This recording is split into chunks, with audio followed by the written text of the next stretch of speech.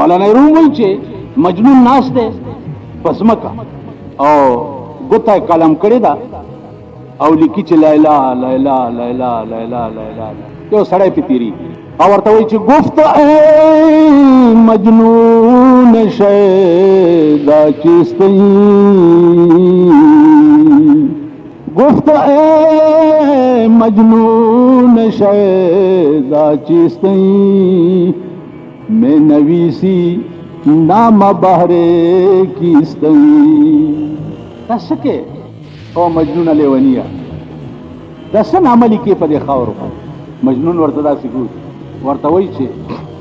مشق نام لیلا میں کنم مشق نام لیلا میں کنم د لیلا د نامې مشق کوما مشق څه ته وایي څه ته وایي بڼ بڼو کوي نو زه پې څه پوهېږم څه ته وایي سمې د یو شي دورهیي کول بار بار هغه ویل چې رانه هیر نشي پوښتنه کوي چې دا څه کوي نو دی ورته وایي مشق نام لیلا میں کنم د لیلا نامې مشق کوما چې رانه چرته هیره نشي او په دې څه کېږي لیلا لیلا لیلا لیلا په ځمکه باندې لیکې لګیا یې په دې څه کېږي نو دی ورته وایي خاطرې خود را تسلا میں دے ہم سکے مشق نام لیلا میں کنم خاطر خود را تسلا میں دے ہم پدې سکیږي خپل زړه له تسلی ورکو خپل زړه له پدې تسلی ورکو دا مجازي عشق اوس مجنون د شپې ناس دی نیمه شپه ده دنیا اوده ده او د عزیزانو د دغه خوند نم خدای خبر کا چې دا په نیمه شپه کې د الله او د الله د بندگانو همراضي کی نیمه شپې نه چې شپه واوړي الله د دنیا اسمان ته تشریف راوړي ما یلیکو بشانی او ملائکو ته وایي چې زما او زما د بندگانو منځ کې دا ټولې پردې لري کا نو الله په خپل دغه ټیم کې आवाज کوي هغه आवाज الله والا اوري څوک شته چې دې وخت کې څو غواړي او زه ورکم مجنون اسناس نو یک شب مجنون بخل ودگائے راز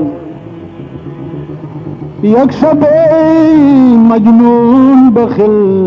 ودگائے راز گفت اے پروردگار بے نیاز اے زما بے نیاز خدایا اے زما د لوی شان مالک خدایا اسرا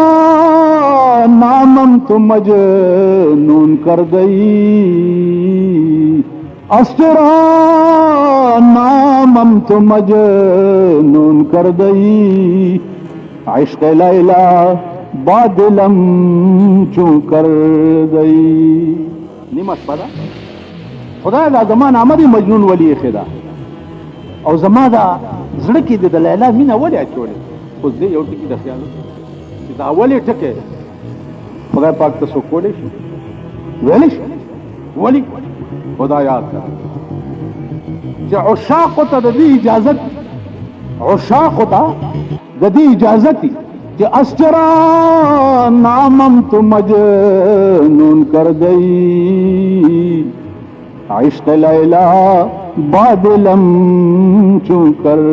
گئی ولی جو زمان نامه مجنون خیدا او دا د لیلا عشق د زما په سینه کې ولی اچولې دی ولی ټکی خدای له خوند ور आवाज ورته وشو چې کار لیلا نیستی کار مناس اول ورته आवाज څو شو حاطف از غیب آمد مرد غریب आवाज ورته وشو چې او مجنون غریب او ملنگا او مجنون غریب او ملنگا کار لیلا نیستی کار مناس حسن لیلا عکس انوار مناس او ملنگا او مجنون او پخاورو کے پروتا دا د لیلا کار نه دی دا زما کار دی چې دا ستا منامه مې لیونی خدا او ستا په سینه کې مې د لیلا عشق اچولی دی دا ستا کار نه دی دا زما کار او ولې مې دا کړي دي ځکه چې د لیلا په مخ کې زما د حسن چمک دی نو ته چې د هغې په مخ مینې ته په حقیقت کې په ما مینې ما په خبره پوهېږئ هر ښایسته شي باندې چې سړی مین شي دا په حقیقت کې په خدای مینېدلي ځکه چې دا ښایسته جوړ کړی چا دی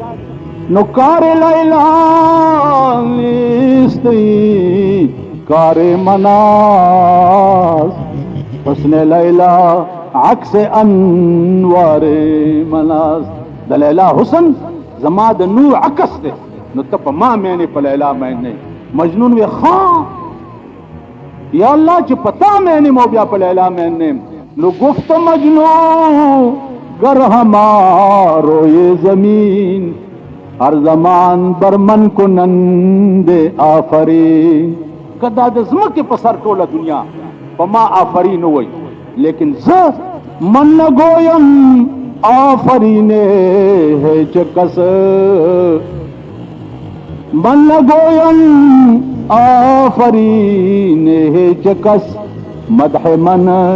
دشنا میں لیلا باز بس چې هر کله خدای است دې مخکې ستا د نور تجلی ده نو د دنیا په آفرین مې پروا نشته دې نه پس به زما لوی صفت چې دی د لیلا کنزل د لیلا کنزل چې دي دا به زما لوی صفت اوس معشوقې کنزل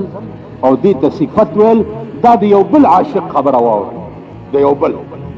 او ته چې په چا څوک دې خوښ یو ډېر پې مینې او ته هغه ځای ته ورشې او ځان دې ډېر ډولی ډولی کړي او ورشه هغه د سم لاسم در نه کي او داسې تندی تروش کړي کېنالته پاتې به شي هلته هسې وایم چې پاکستانی غوړ دې ځان نه جوړ کړی که نه پاکستاني چې دي دا لواڼی غوا دي لواڼی غوا په رنګ ډېره ښایسته وي لکه نواز شریف چې ښایسته دی په رنګ ډېره ښایسته وي خو پای پکې ګوټم تاسو خیال راغی نو دا د لوانستان غواګانې چې یو سړي ځای ته ورشي هغه دا څوک دی دا زما انګریزي خوان چې فرینډ دی او دا زما دوست دی او جاني دوست مې دی او پلانې دی او ډینګړی دی نو او تا ورشه لاس در کې سامان کې جوړې تکړه ښه دلته کېنه لکه دلته بل ور د حجرې نه یو سړی راووتو ننوتو راووتو مال ولې ویل زه خو په ډېر لویه تمه راغلی یم چې دا زما دوستان دي او داسې لفټ یې رانه کړو مال ایله خو دې د نفس اپریشن وشو ویلې ولې مال دا ځان دې سره اګمال کړی دی او د ننه لفټ میلاو نه شو مال ایله دې د نفس اپریشن اوس عاشق سړی چې د معشوقې ترخې خبرې هغې ته څه وایي مدح من دشنا میں لیلا باد بس دې نه پس یا الله چې ستا د نور تجلی ده د لیلا په مخ کې نو د دې کنزلې به زه دې نه پس ته مدحه او تعریف ګڼم یو عاشق بل وایي صبا بکوچے جانا گر ہمیں گزری اذا لقیت حبیبی فقل له خبری اے د سحر بادا کزما د یار په کوڅه کې تېرېدلې او دلیدو نو لږ زما حال ورته ووایه خاورو کې پروت دی لاس یې بالغ کړی دی او د سحر باد سره خبرې او سحر باد سره خبرو باندې په ایمان وی روټي خلاص پوهېږئ د سحر باد سره خبرو باندې صبا بکوچے جانا گر ہمیں گزری اذا لقیت حبیبی فقل له خبری اے د سحر بادا که زما د یار په کوڅه کې تېرېدلې او چرته دې ولیدو نو لږ زما حال ورته ووایه لږ ورته ووایه او دا ورته ووایه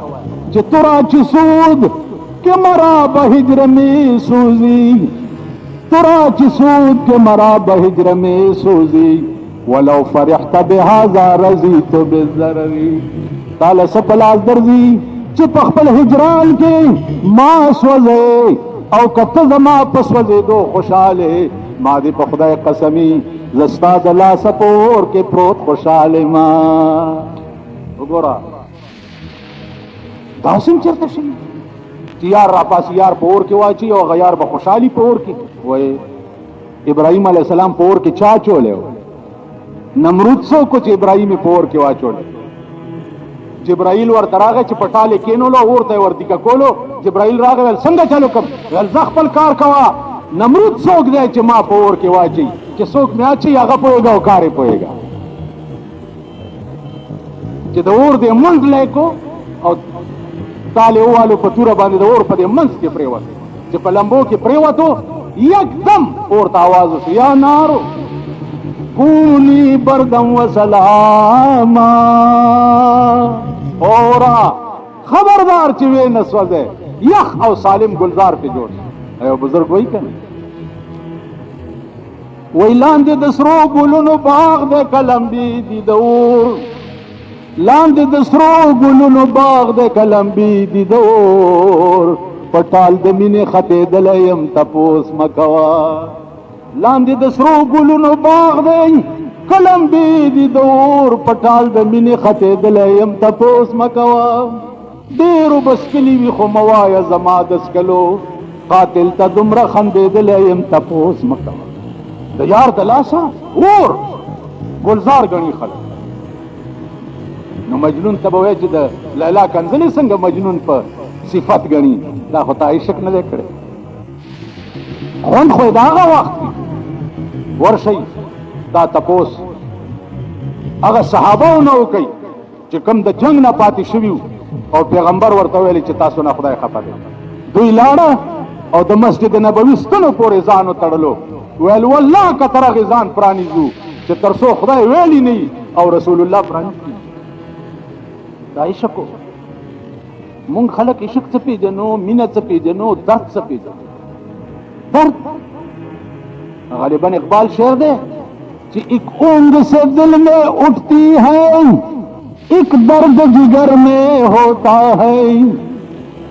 ایک اونگ سے دل میں اٹھتی ہے ایک درد جگر میں ہوتا ہے. میں چھپ کے روتا ہوں جب سارا عالم سوتا ہے. یو اونگ میں پزړه کې اوچتي او یو درد میں پزړه کې کیږي. او زه پټ پټ جاړم په هغه وخت کې ورته چې کوم وخت کې ټوله دنیا ودی. نو زه ویښه معشوق یم او زما معشوقه هم ویښی. نو دغه وخت کې ورته جاړم. خدای دې دا درد مونږ کې پیدا او هغه دروازې د سمنات هغه محمود غزنوي کابل ته وړي د ظاهر شاه په وخت کې د هندوانو خوشحالولو لپاره واپس بیا هغه دروازې ورکړي. خلک دا اوس خو وہی نہ وہ غزنوی میں تڑپ رہی نہ وہ خم ہے زلف ایاز میں. نہ وہ غزنوی میں تڑپ رہی نہ وہ خم ہے زلف ایاز میں. نہ وہ حسن میں رہی شوخیاں نہ وہ عشق میں رہی گرمیاں. نہ وہ حسن میں رہی شوخیاں. وای نه هغه محمود غزنوي پاتې شوی او نه د ایاز په زلفو کې هغه کوږوالی پاتې. اوس ایاز څنګه و؟ ایاز دا غلام د محمود غزنوي غلام او بادشاه پې مینو د بادشاه ډېر پام. دا محمود غزنوي چې په کومه ورځ په منډۍ کې خرڅېدو او کومې جامې دا اغوستې وې نو پنسې نه وې او پاس بډی وه لستوڼي نه وو دا ځایونه یې وو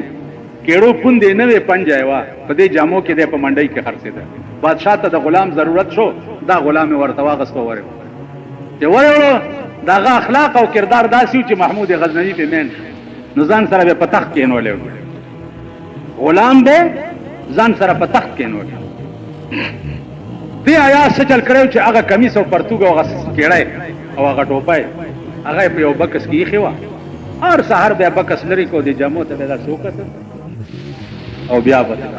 چا ته شکایت وکړو شیطانت یې وکړو چې جی دې ایاز ستا د بادشاهۍ لالونه او جواهرات پټ کړي دي او د کټ سر ته بکس پروت دی په هغې کې ایښي دي او هر سهار یې ګوري. ښه بادشاه ډېر خفه شو. ایاز یې راوغوښتو دا ستا د کټ سر ته بکس چې پروت دی دې کې څه دي؟ ایاز ورته وایي چې بادشاه قبله عالم دا کنجي ده او زما لوی سعادت بدایي چې دا بکس ته په خپله لرې کې ویږو بل راکړه.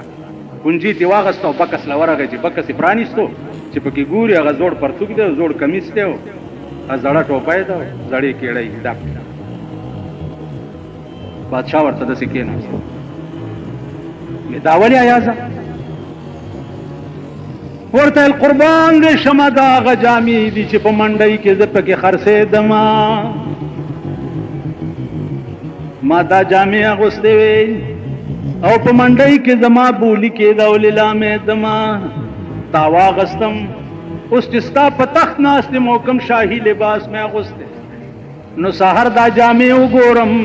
او زړه کې ووایم چې او ایازه ته په دې جامو کې څه وخت کې خرڅېدلې اوس د بادشاه لباس او په تخت ناست هسې نه چې غرور در کې رانشي نن سبا چې پیسې ورسره راشي د فرعون بچی ته جوړ شي که نه نو زه هر سهار دا بکس کې جامې ځکه ګورم چې غرور را کې رانشي اوس به ایاز مونږ چرته نه پیدا کوو او محمود غزنوي به کوم ځای نه پیدا کوو ابوالحسن خرقاني به کوم ځای نه پیدا کوو او شیخ سعدي به کوم ځای نه پیدا کوو او د شیخ سعدي هغه بچی به کوم ځای نه پیدا کوو چې نواب ته وی چې قافله رفتن د ما هم مهره دا به کوم خو سر څه ده نو ځکه وایي چې نه و غزنوي مې تڑپ رہی نہ وہ خم ہے زلف ایاز میں نہ وہ حسن میں رہی شوخیاں نہ وہ عشق میں رہی گرمیاں وہ جو نہ تھے تو کچھ نہ تھا وہ جو نہ ہو تو کچھ نہ ہو جان ہے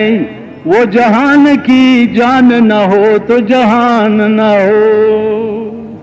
جناب رسول اللہ خود ټول کائنات ځان دے وزړه دے چې زړه نه وي اسم د دې څه مثال شته او کنه په کومه ورځ چې حضور وفات شو یو صحابي ناست دی په پټي کې ګوټ کوي چا ورته وې څه کوې یار دی وفات شو ویاو هغه ګوټ چې پکې هغې ته څه وایي رمبی غوندې هغه رمبی په ځمکه وویشت او اسمان ته یې وکتل چې اللهم اذهب بصري اللهم اذهب بصري كي لا ارى بعد محمد احدا خدایا ما په دواړو سترګو ړوند کا په دواړو سترګو مې ړوند کا چې زه د رسول الله نه وروسته په بل څوک ونه ګورم پټي کې ناست او په دواړو سترګو ړوند شو نو دا خلق صاحب حالو مونږ یو صاحب قال او صاحب قال چې ده هغه لاره نشي بیا مونته چې سو پورې صاحب حال شوه دین بعد نہ وہ غزنوی میں تڑپ رہی نہ وہ خم ہے زلف ایاز میں نہ وہ حسن میں رہی شوخیاں نہ وہ عشق میں رہی گرمیاں نہ په حسن کې هغه ناز او نزاکت پاتې شوی دی او نه په عشق کې هغه ګرمي پاتې شوی عشق اور دی چې دننه بني صدقه سعد ابن ابي وقاص کې چې لمبه بلوه او په جنگ کې سینه اچوله په مرګ باندې ځکه چې معشوقه یې ولاړه وه پیغمبر ولاړ دی او دی په مرګ سینه اچوي نو پیغمبر په جنگ کې وربنډه کا او په دې ملا یې وټپولو ورته وی ارمي یا ابا سعد فداک ابي و امي ابا سعد اوله زما مور او پلار دې تا نه قربان شي اوس دا رتبه کوم چاته ملو شي پاړسمې سپارې د سر آیاتونه بیا وګورئ زه یو ټکی پکې خپل مطلب د پاره وایم دا کوم پیغمبرو چې خضر علیه السلام سره ملګری شو موسی علیه السلام خیای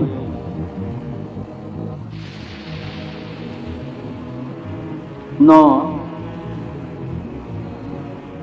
خضر علیه السلام ته وی چې داس چل دی چې گزاره وکړو یو دوا لکانو لوبه کولی او خضر علیہ السلام یو لک رونی و مړی موسی علیہ السلام ورته وی چې تاسو کا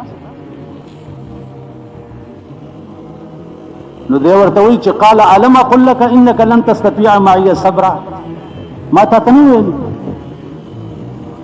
نو موسی علیہ السلام ورته فرمایل چې انی نسیت ایر شو خیر د بیا وغږ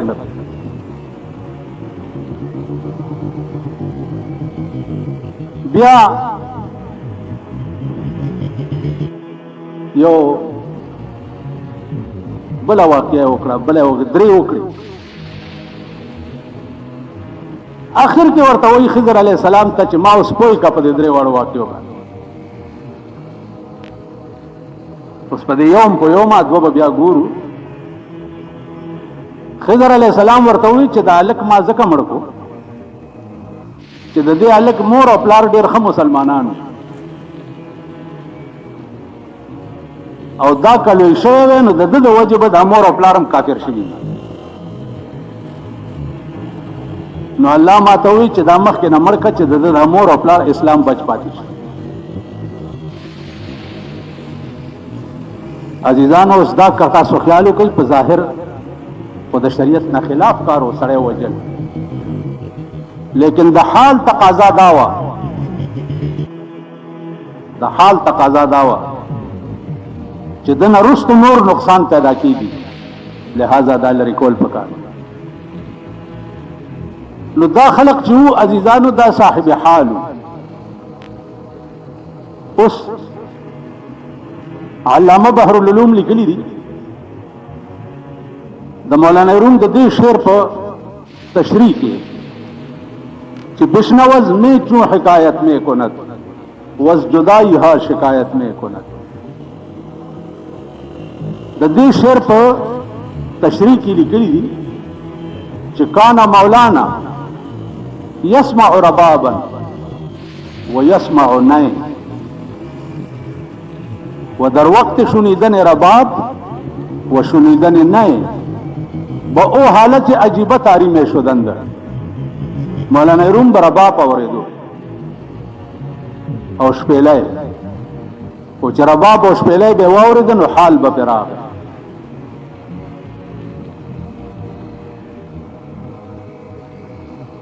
اوس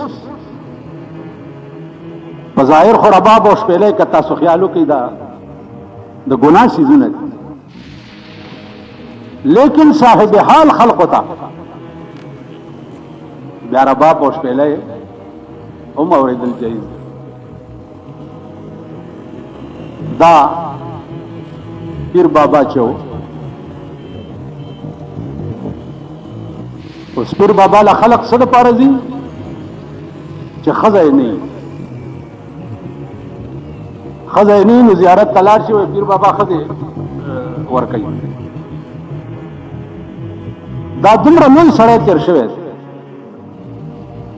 ده ته به هم رباب غږېدو نو د ده دا لستوڼي ډېر لوی لوی نو رباب به چې غږېدو نو ده به ورته لستوڼی داسې او داسې کړ یو ملا ور سره ناست و هغه لستوڼی ونیو چې داسې کړ خو چې ده لستوڼی داسې کړو نو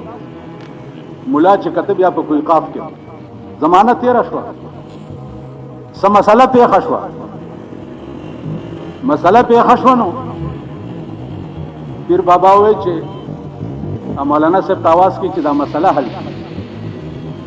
نو چا ورته وویل چې صاحب هغه خو داسې چل وته ستا لستوڼی ونیو او سړی غیب شوی وی ښه وی ښه ده که نه تاسو هغه سړي ته آواز کړي چې سړی راغی او رباب له اطلانګ ورکو په پیر بابا بیا حال راغی چې حال پې راغی نو چې لستوڼی داسې او داسې کو لستوڼی بیا د کوی قاف غر سره داسې د ملا مخې ته پرېوت هغه چې وکته چې دا خو زما د پیر لستوڼی دی نو ویني و خو چې داسې کو نو بیا دلته دا کرامت و په دې کې به دا اوسني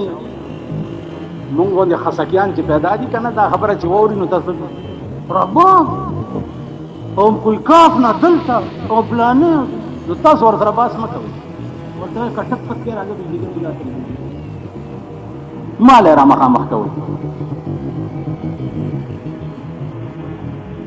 کرامت وای خرق العادت تا خلاف عادت چې د ولی په کار لاس کم شی صادر شي دې ته کرامت شرقاید وګورئ چې د کرامت څه باسي کړی دی چې کرامت څه شي ته وایي. یو معجزه ده. معجزه څه شي ته وایي؟ نو خبرې د هر چا د اورېدو قابل هم نه وي. اوس د دې مطلب دا نه دی چې هر سړی د ځان ته رباب غږوي او لستوڼی دی ورته خوځوي.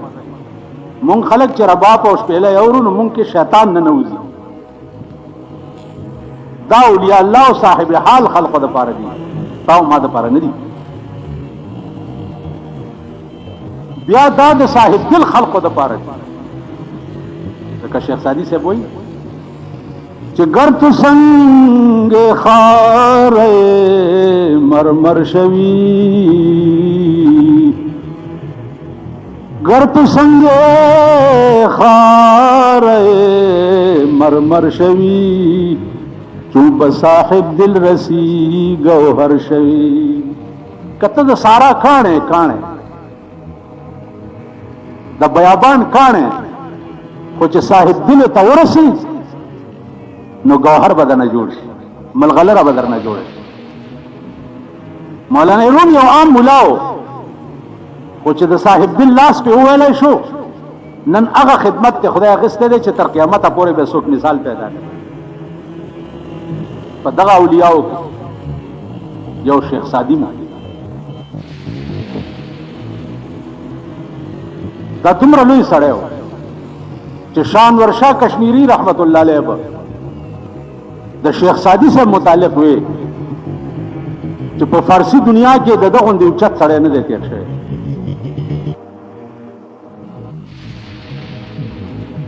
هغه څه وایي؟ تقریر یې چېرته کړی و، چا به په اعتراض متراض کړی نو وی کہ سادیا شیرازیا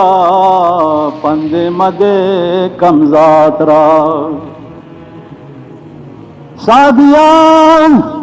پند مدے کمزات را، کمزات الغاقل شود گردن زن دستاد را. کمسل سړی ته پند مه ورکوه، کمینا او رزیل سړی ته پند مه ورکوه. کمزات کا عاقل شو هم د استاد گردن بپری. خدا تاسو منئ چې کدا چرته مولیانو مانه تپوس وکړو نو زه به ورته وښیم چې چا ټول عمر چا سره طالبګیري کړي او وروستو په بله مزه واوړي نو وایي زما استاد نه پیدا. زه تاسو ته نه وی که مولیانو رانه تپوس وکړو نو مثال به ښکاره ورته وښیم فلانې فلانې فلانې فلانې. دا شیخ سادي دومره لوی سړی و. یو ورځ د یو نواب میلمه شو، د نواب میلمه شو نو نواب به روټۍ وکړه. چې روټۍ وخوړه نو پوښتنه یې ته وکړه چې شیخ سادي صاحب د دې روټۍ څه خوند و؟ نو دی ورته وایي چې های نان شیراز، زما د وطن روټۍ چې ده د هغې ډېر لوی خوند دی. د نواب زړه کې خیال وکړو چې دی په شیراز کې څه خوري،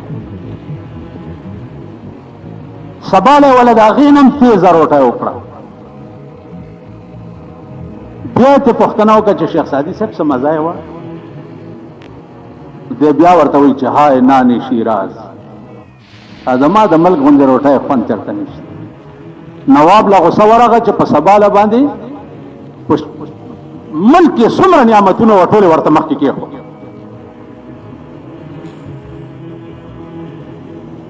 چې بیا یې وخوړه بیا یې پوښتنه وکړه چې څه مزه یې وه؟ دی بیا ورته وایي چې های نان شیراز. نواب ستړی شو. ښه ده که زه کله شیراز ته لاړم زه به ستا کور ګورم او ستا روټۍ به ګورم، زما دې بیړه غرقه کړه په خط و عام باندې او برابرولو باندې. او ته وایې چې های نان شیراز. څه زمانه پس شیخ سادي وطن ته نواب صاحب راغی. پوښتنه یې وکړه چې دلته د شیخ سادي کومه کور دی او کومه بنګله یې ده او کوم ځای دی.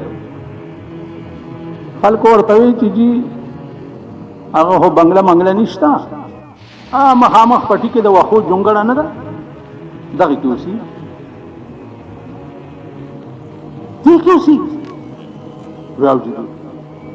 نواب ورغه په خپل دروازه کې ودرې आवाज یې وکړ چې سادیا شیرازیا نامت بساس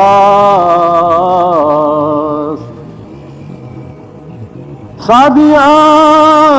شیرازیا نامت بساس او شیخ سادی د شیراز اوسېدو والا نامه دې بسته چې سړی اورېدی کور خو دې د لیدو نه دی په جونګړه کې اوسې اوس دا داسې وخت چې شیخ سادي صاحب کور کې نه یو لورې وواړه هغه راووته چا راووته نو ورته وی چې مېلمه تاسو وې پلار مې کور کې نشته څه دی وما داوی چې سادیا شیرازیا نامت بساس کور خو د خسو خاشاک دی او نامه دې دومره لوی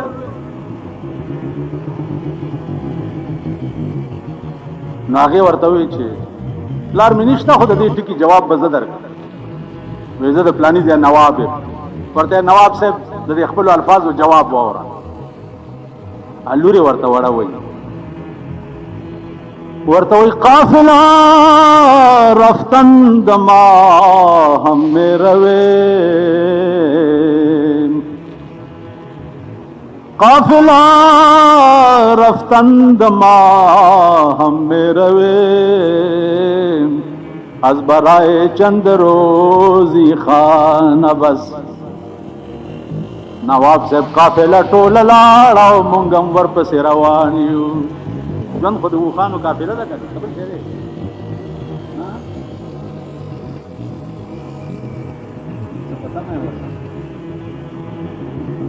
ژوند د اوښانو قافله ده داسې لمبر په لمبر روان نو ماشومه ورته وایي جو نواب صاحب قافله رفتند ما هم میرویم از برای چند روزی خانه بس قافله ټوله لاړه مونږ هم ورپسې روان یو خو یو څو ورځې د ژوندي په دغه جونګړه کې به تېرې شي یو څو ورځې دي په دې کې به تېرې عزیزانو خلق داو بنی آدم داو نوابان داو اوس نواب او بادشاہ ته ګوره او بیا د ملنګانو دروازې تلو ته ګوره خلق داو قسم په خدای دی چې زه د دې خلکو په کردار باندې نظر اچوم او بیا د خپل ملک ته وګورم د خپل ځان ته وګورم خدای خبر دی چې زمونږه حشر او زمونږ انجام بچي زمونږ بچ حشر او زمونږ بچ انجام خلق دغه نن نواب بادشاہ او بیا د غدایانو جونګړې تر اتل قسم په خدای دی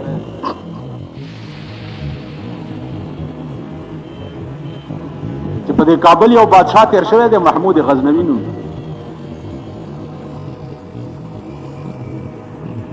په هندوستان حمله کړې و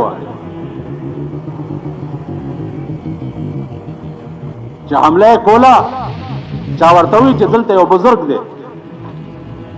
صدوات یا غسل پکار داغه بزرګ نامه وا ابو الحسن خرقانی رحمت الله علیه یا ډېر لوی فقيه محمود غزنوی چټولي کړو چې ابو الحسن خرقانی ته وایي چې بادشاہ دی غواړي هغه ورته ولیکل چې زه اوسګار نه ما ته وګورئ اوس رښتیا وایي